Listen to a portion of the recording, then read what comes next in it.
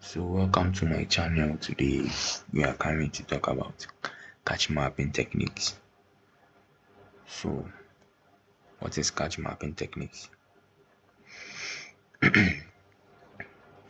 Catch mapping is the method of a CPU using to place and locate data in the cache memory. It determines how data from main memory maps to cache blocks. Okay, so now we know that catch mapping is a method where the CPU uses to place and locate data in the cache memory.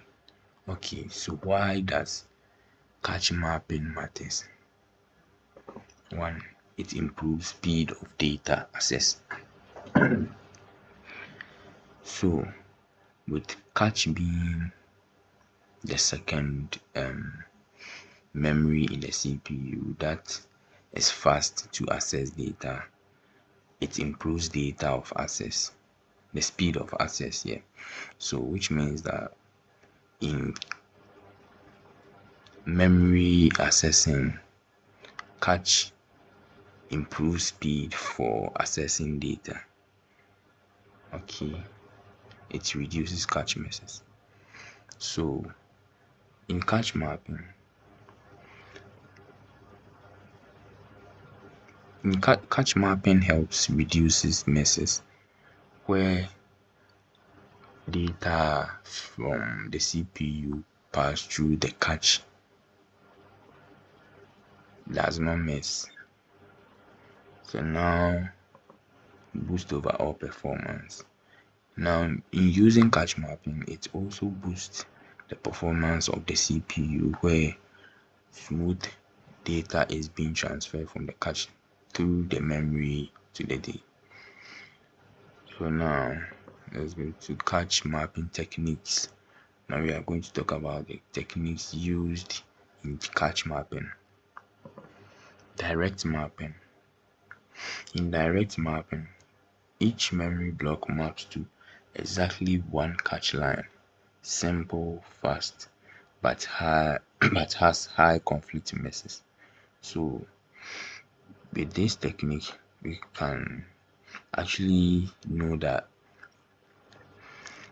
using this technique is fast and simple, but also has high risk of misses. So now let's talk about this image for direct mapping.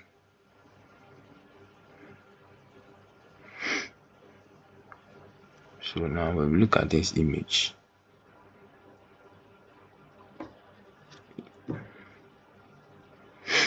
you can see that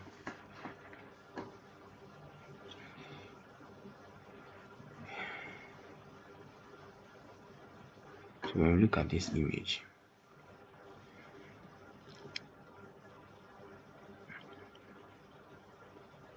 it shows how memory blocks are organized and accessed in the cache system. However, for direct mapping, the structure is much simpler and more rigid. Now in these main memory pages, each block in the main memory is mapped to exactly one cache line. This mapping is based on the formula cache line equals block number. So we can see that for direct mapping, each block is mapped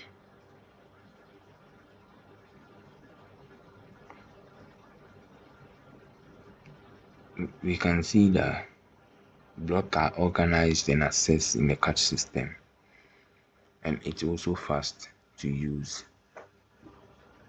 Let's talk about the second technique used, which is the pros and cons here. So why we use the advantages of direct mapping and the disadvantages of direct mapping. So first advantage of the direct mapping is that it's fast. where data is being accessed. It makes it fast to access data when using this technique. And also the cons of using this technique is that when using this technique, because it travels through or directly through the cache, it sometimes misses. So this is the cons and pros of this technique when it is being used. Now, fully associative mapping. In fully associative mapping, any memory block can go into any cache block. It reduces conflict but also slower to search. So it's known that in fully associative mapping, any memory block can be accessed and also conflicts are reduced, which means that data passes through the cache and also every memory block of this cache can be accessed. Now, with this in mind, let's take a look at our image. Okay, so now with this image being displayed,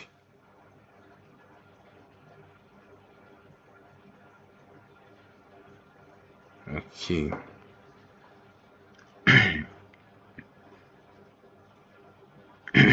so with this image, it helps us to understand how memory blocks are placed in the cache. But in fully associated mapping, there are no set or fixed block location. So in the main memory to the cache, any block from main memory can be placed in any block frame of the cache. This provides the most flexibility among all mapping techniques. Sorry for that.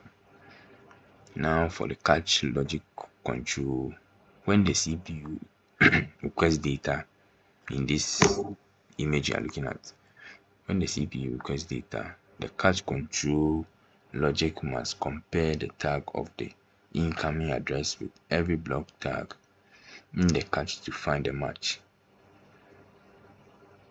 Okay, so that's the basic concept of this fully associated associative mapping with this image.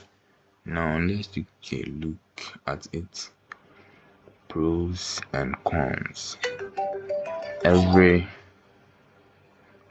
other or every technique has its pros and cons, its benefits and its disadvantages.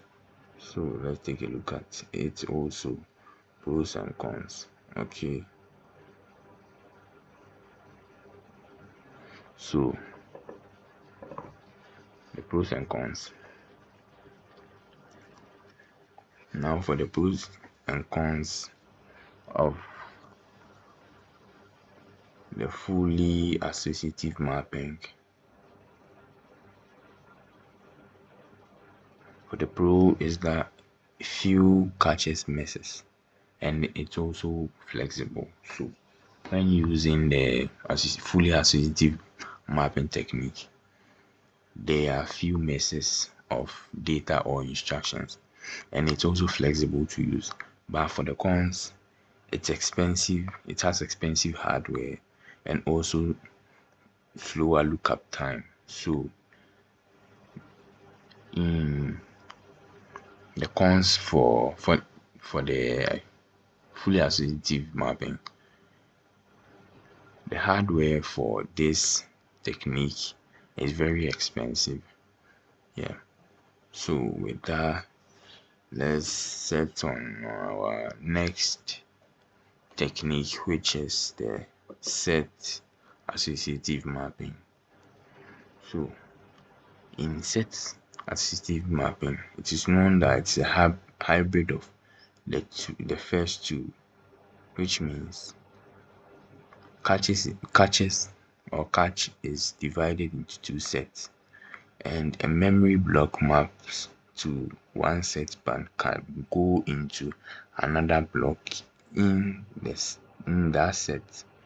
A very good example is in a four-way set associative catch.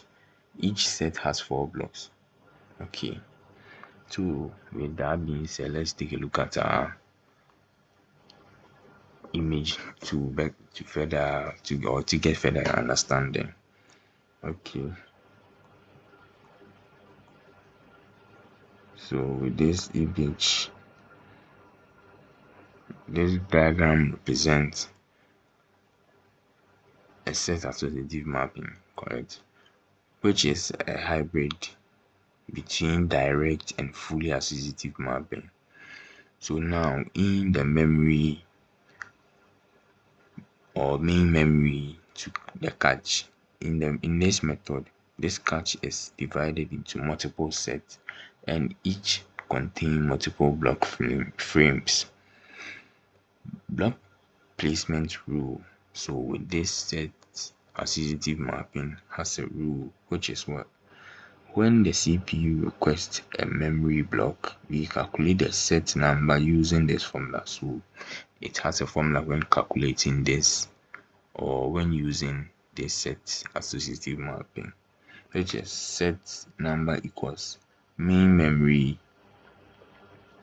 block number mode or module number of sets in cache. Okay, so for example, we can get, if there are 4 sets, 6 or block 6 from memory will go to set 2 because 6 mod 4 is equal to 2. So that's a perfect example for this. So now let's go to the pros and cons for this associative mapping. Why it's good to use this mapping technique and also the cons of this mapping technique. Okay,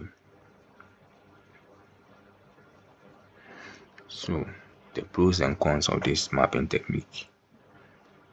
It has a balanced performance for the pros, which means because it uses the two techniques, or it's hybrid between the two techniques, which is the direct and also the fully associative mapping. It has a balanced performance, which means it doesn't mess, and it's also fast. And also another pro or the advantage is fewer conflicts than direct mapping. Sure. And also the cons of this mapping technique is it's more complex than direct. So as compared to the direct mapping technique, the set associative mapping is really complex more than the direct mapping, and also still has not as flexible, or it's also not flexible as fully associative. So this is also the cons of this mapping technique. So with that being said, this is the end of this video. Like and subscribe.